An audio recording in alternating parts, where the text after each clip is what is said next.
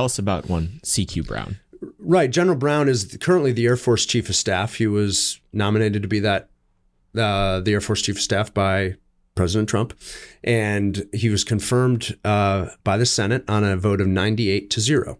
This came after, General Brown spoke very passionately of the Air Force's job to be a force for racial justice after Goerge Floyd died.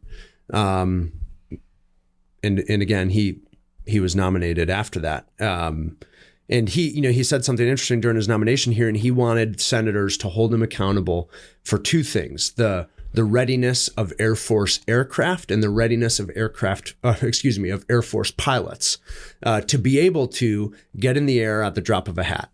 In other words, so if the need arises and the call comes and a pilot needs to get in the cockpit and fly, what are the chances that pilot and that airplane can get in the air and fly capably? Typically, the minimum acceptable threshold for readiness for both pilots and aircraft is about 70%, meaning 7 out of every 10 aircraft need to be able to get off the ground and fly. 7 out of every 10 pilots need to get in that aircraft and fly it well. Both metrics is that multiplicative? So about half total? No. That's independent. Yeah, and each of those numbers are below 60%. So just about half of. So he failed on his own terms. Right, exactly. Failed on his own terms, which is why he's getting a promotion. I think it might have to do with some of the other things I'll get into, but let's just lay it out there. He is, I think, a political officer. He has seen it. He has stated countless times that he sees it as his job to make DEI part of the Air Force's DNA. He signed a memo on August 9th of 2022 with the Space Force leadership and with the Secretary of the Air Force, obviously all Biden appointees, that established racial and gender quotas for the Air Force Officer Corps.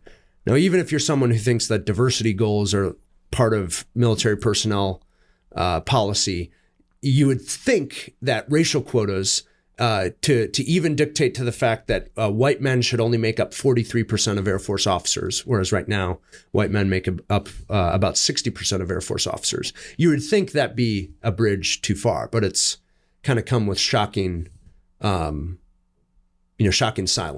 as that's become policy for the Air Force. He just 6 weeks ago in front of the House Armed Services Committee, he vigorously and with a straight face defended the Air Force Academy's ban on the offensive terms mother and father, and was insistent that was part of what made a cohesive, inclusive team. There's been something interesting that happened at Air Force Flight School along the way. There's not necessarily evidence yet that this is continuing, but at one point the Air Force wasn't happy with the diversity of the pilots of fighters and bombers. So think the F-18, the B-2, kind of the quintessential Air Force aircraft were being flown in the Air Force's eyes by too many white men, and so the Air Force created a pilot program.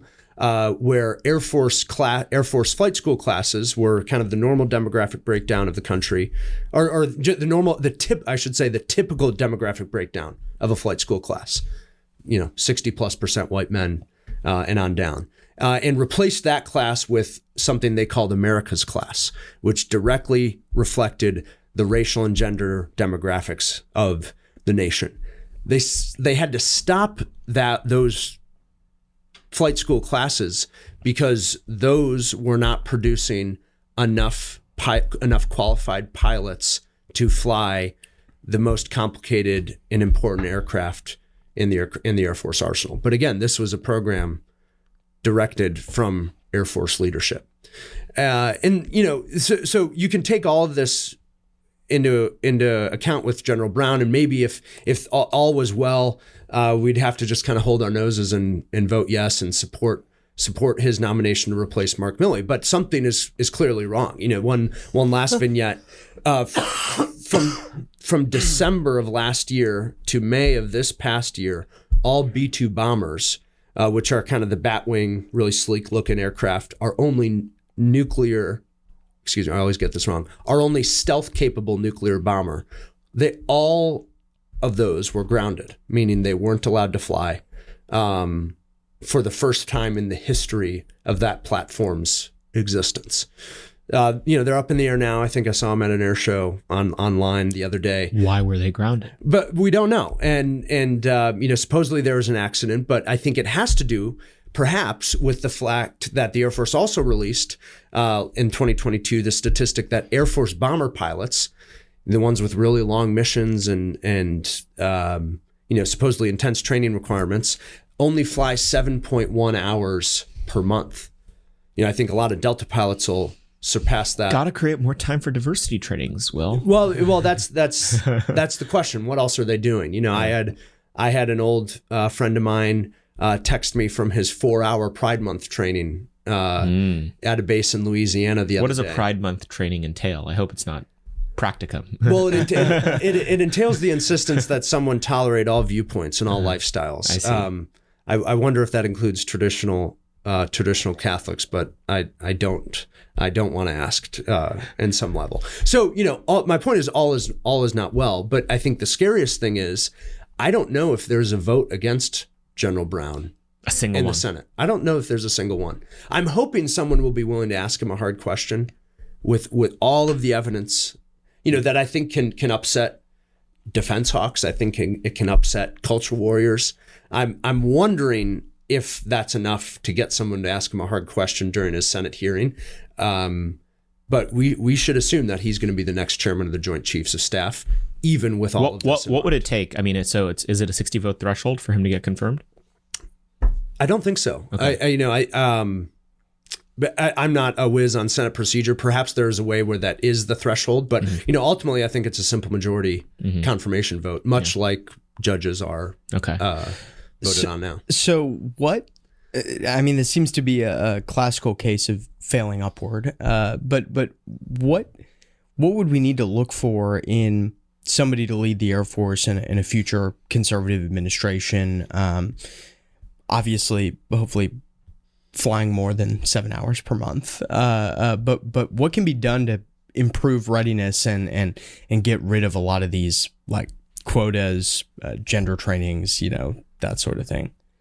Well, perhaps a litmus test is just the first step. I think we need uniformed military officers who are willing to get rid of diversity, any instance of diversity, equity, and inclusion in military leadership. I think we need military officers who are willing to rid ourselves of the belief that the military exists as an institution for every walk of life.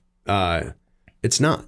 One other frustration I have, I think every Republican presidential candidate, even the quote unquote moderate ones, are justifiably upset over the possibility that an American high school girl might one day run the 400-meter dash against a boy.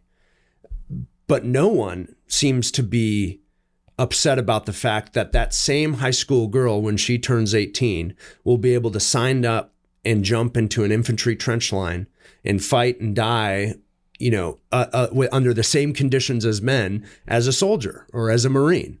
And I'm wondering if we can recover a little bit of that cultural indignation over the roles of men and women in our society and in our military, because I don't think the numbers lie. Every service component except the Marine Corps will miss recruiting goals for the second year in a row. Why do you think that's happening?